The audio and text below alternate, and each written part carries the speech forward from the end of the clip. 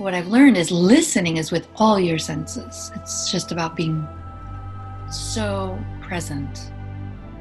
When you're present, you, in essence, are always receiving or learning or sharing and giving something. It's like, I want to say the masters, but that opening and how they work with us for people who are opening up to that and calling them into their lives. So they use animals, they use book falling off shelves, they use people, words. I have one example, being in Portland, coming back, I was on the tram and this homeless Caucasian guy gets on, disheveled hair, and he's talking gibberish. And I felt this fear arise that something said, well, where did that come from? I was totally fine. And something guided me to look in his eyes, like see him. And it felt like very much like one of these experiences, right? So I kept following the lead.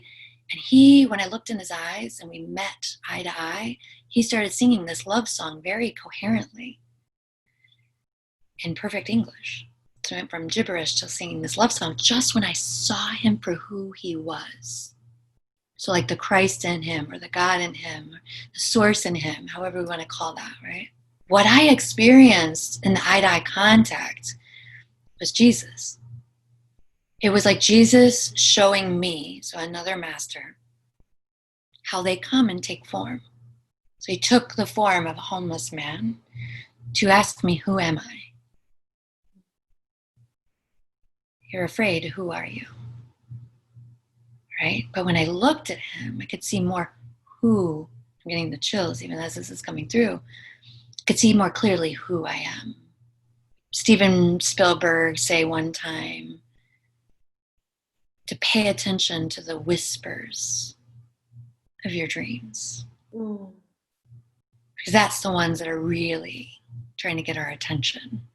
Subtle nuances, the whispers, are the ones that actually end up creating the bigger paradigm shift. You know, not necessarily the profound feeling, but the profound learning. Masters, who threw that rock? You know, it's like, you know, thank goodness it wasn't a boulder that I needed to get my attention. You know, it's like, whew, that could have been dangerous, you know. I think that's an important point, because I feel like when we forget to listen to the whispers, we literally get hit by rocks. Like it's like you're being bashed over the head by the masters, you know. Yeah, you know, and it's in our everyday lives too, right? Like you don't have to go to Peru to have these experiences. You don't have to just go to Sedona or these, what we call vortexes of energy spots, right? What I have come to learn, even in Flatland, Illinois, you know, it's the connection to the dandelion. It's the connection to a blade of grass. My trauma came from, you know, my siblings, my half brothers and sister, their dad. Always, and my body was always having this visceral reaction. It never made sense why I would get angry or my body would react. This was way before, obviously, my healing. And so it's been in my experience that the pain, or the man that created that pain, or the lesson or the teacher of that pain, or however you want to classify and view it, for the most of my life, because it happened when I was around 4 years old, 5 years old, right? So when we look at the person from the soul, so he's no longer my enemy, because I can connect to the soul that he is, the truth, the light, the source, the divinity that he too is. For that grace and that mercy, there was this, you know, opening or forgiveness that could occur. You know, so I feel that here in this earthly plane, we don't know that experience. It's how we write the story. So if we think of ourselves as this diamond, or this diamond in the rough that we're excavating, right? A diamond has many fractals. So we are all these fractals. So depending on where you turn is how you're representing the story.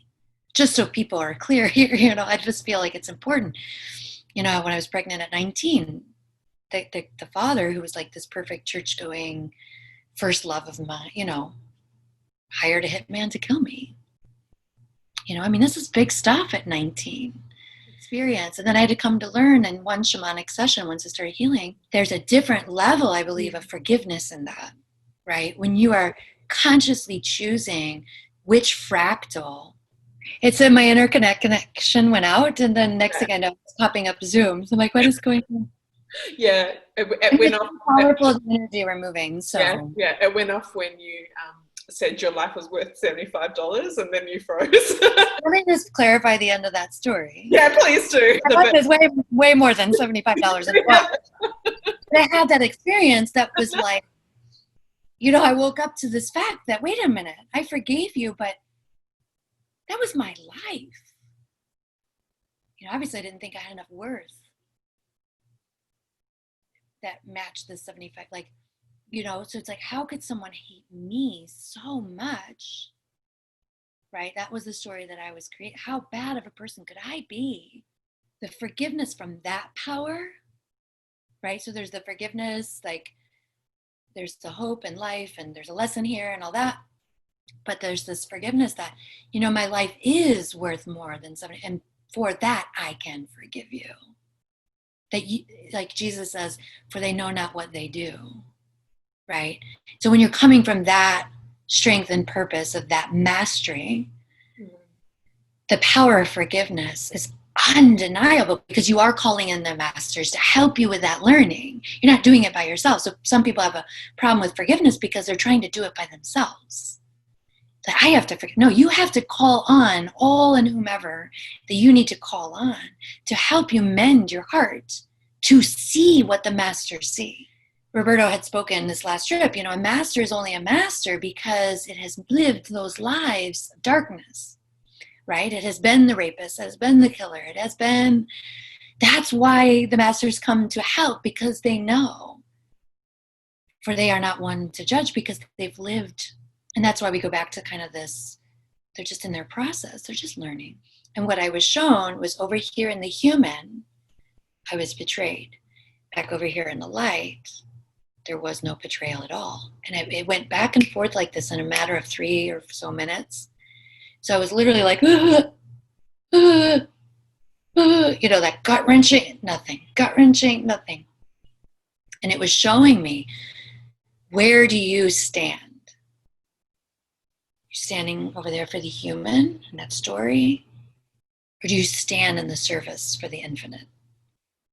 Because in the service of the infinite, whether it be about your family, whether it be about your work, whether it be about, any experience at all, you are safe in that connection to the infinite. And it's about practicing to remember that. Mm-hmm. So first it looks like a questioning. Am I safe? I don't know, Mm-hmm. And then it's testing it out. We like to test things because we're humans. I don't know if I believe you, so I'm going to go push this button. Let's see what this button does. I mean, if we can hold space to channel, if we can hold space to invent, if we can hold space to birth, especially women, birth physical human beings into this world, I mean, there's no bigger creation, then we have the power and the potential to dig deep and transform. I guess, I don't know for you, but I feel like I've got clients across the whole spectrum in terms of like their ownership of like the understanding of that worthiness, I guess, the total self-worth of having access to the full power of mastery, but also being humbled, and the way that weaves with everything. But I think in my own process and my own journey, like forgiveness is also about timing, because sometimes we're trying so hard to forgive. Like we can feel that it's this rock on our shoulders, and so we want the rock off, but it's actually not. The pieces aren't maybe in place yet. And that's where the masters come in, right? Because the masters can see more than what we see. And this is the 50% that keeps us humble, right? So like the way I like to use is this way that people have spoken. We're 50%, the divine is 50%. But are we showing up 100% to our 50%? Like, it's okay to have your structure. It's okay to have your ideas. It's okay to set that in motion. But then let it go to be its perfection. Mm. The infinite is infinite for a reason, right? It has infinite potential, infinite possibilities, infinite solutions for us. We're the quote unquote limited ones. We're human. We can only see through certain fractals at a time, right?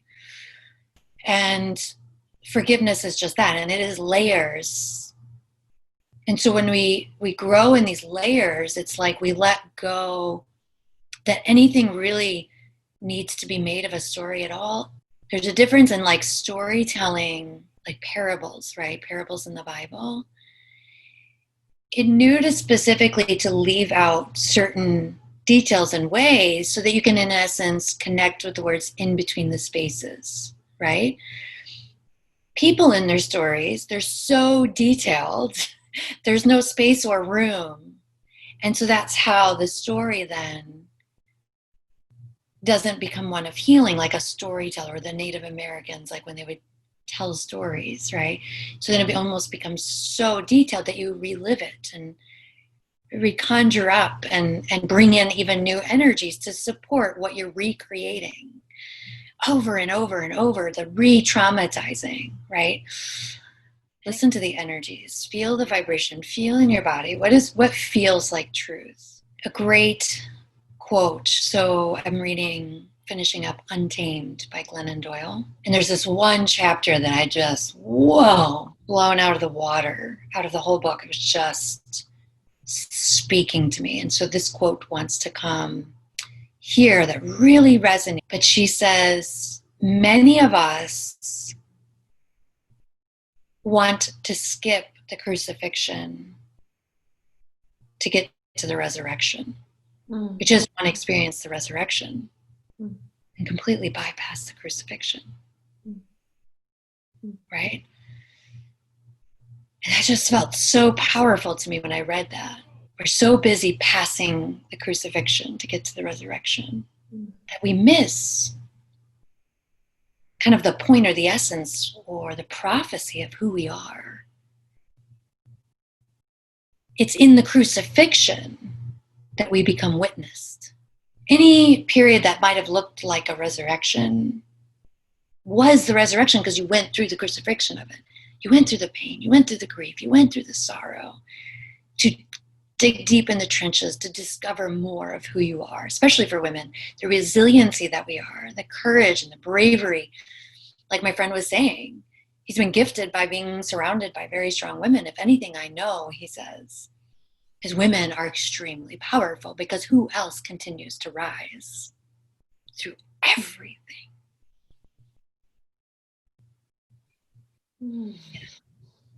When we choose the story that we are always safe, right?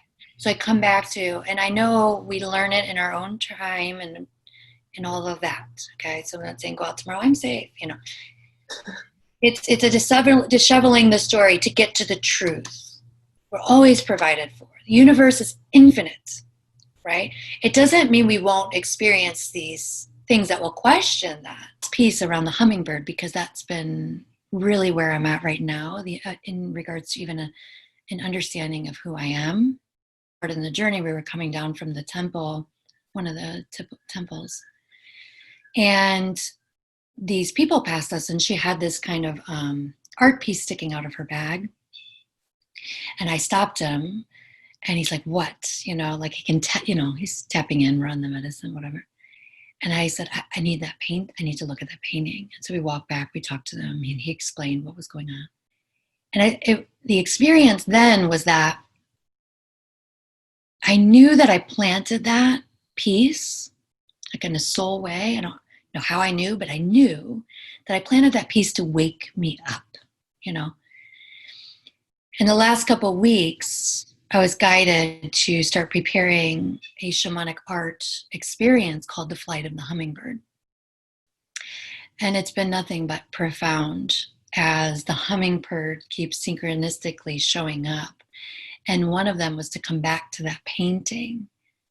And it was like 5 a.m, and I'm channeling this information, and the tears were just streaming, because what I was being shown were all these, what we might deem minor moments. All of a sudden it was like I'm the hummingbird. I've been coming home to myself. That's why I'm singing and seeing and doing. And interestingly enough, here in Illinois, I've never seen a hummingbird my entire life here.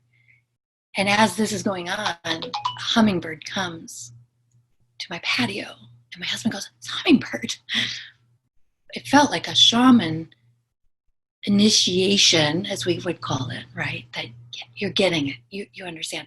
Simultaneously, my wachuma plant is growing. I haven't been able to grow it in 2 years, and now all of a sudden, my husband likes to say, it's because we moved in on the patio and there's more sun. And I'm like, shh.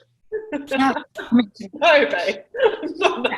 Yeah, ask you to share first your contact details if anyone can feel that power or pull to you. Where would be the best place for people to connect with you? And then I'll ask you one more question before we close. But infinitelysacred.com is the website that I use, also on Facebook. And then my personal, information. I'm still transitioning my married name, so you'll see Sonito or Gama, but it's Melissa Sonito at att.net if you want to personally email me if something resonates too. I watched one of the lives you did recently, and I really loved that reminder of with everything that we come to and from it having to be love, regardless of what the conversation is and all of that. So is there anything that wants to be shared from that place of love for the collective at the moment and those who may come across this that will help them in terms of, or that just wants to travel through you in terms of that sense of knowing deep in your being that all is okay regardless of what's presenting? What's being gifted to me is something that actually happened today before our call. She works in the labs and different things like that. And the last month, I guess she's been working on COVID stuff. And today, they have to test every Thursday whether or not they have it. And ultimately, what she was texting me about was this panic or this fear that just took over her, timed by a dream she had the night before she was informed. And I get the chills just even like sharing it. The night before, she had a dream that she was at this doctor's office that was testing her immunity. And the doctor was showing her this chart. And he said, you can't get any higher than the immunity that you have. Something like that. You can't get any higher in immunity. And then she goes to work and then this happens. So she's reaching out to me and she's asking me, do you have any insight? Do you want to share anything? So usually I ask. It's the first thing I do is ask, do I? Who am I to say I have any insight for her? And almost before I could even get the full sentence out, words were just coming out. You can't get any higher immunity is your wisdom. It's your medicine already speaking to you. When I texted her back, whatever channeled through in regards to that's her medicine that's inside of her, she told me she had tears coming down her face. That she felt that really all she came to realization. She's not really spiritual either. She's not like you and I and the work that we do. She's very scientific. She said, I feel that it was to come back to trust the truth that was already moving inside me. And that the tears were about the release of the fear that was opposite of that truth, which is love. So, right? So when we are in that space of unconditional love, all is well. We can't run from the lessons we are given. But what we can trust is what is coming is ours. And what passes was not ours. And we can apply this in many ways. That's the highest form of love. She was receiving the love. She need not worry. It was not hers. It was passing her because she was gifted the dream to inform her. Just trust your being. Trust what you know to be true. That feels complete.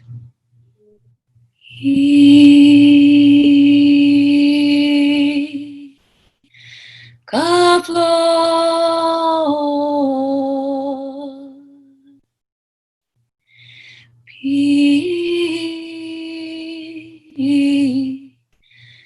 the floor.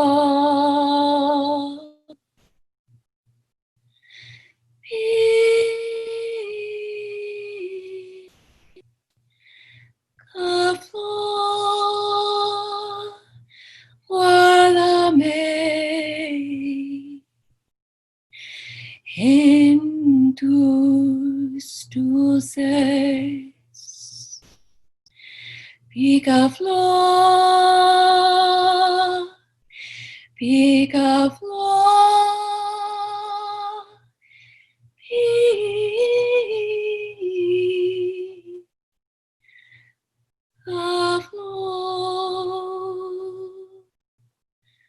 Guárdame en tus alas, guárdame en tu amor.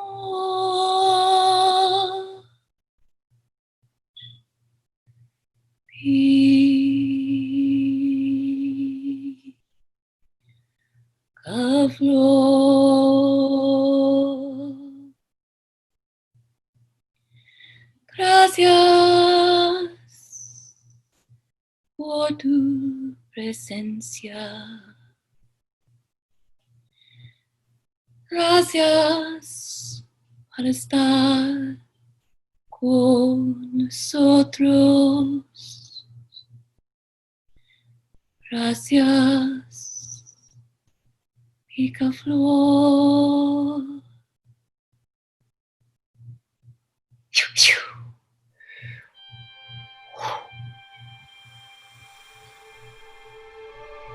Many, many, many, many, many blessings to each and every one of you that have received this message. Mucho amor, Ana de alma. Gracias por tu canción. Estoy muy feliz de escuchar. Gracias a picaflor que ya vino. Ya, lista. Thank you so much. I love you. I love you too.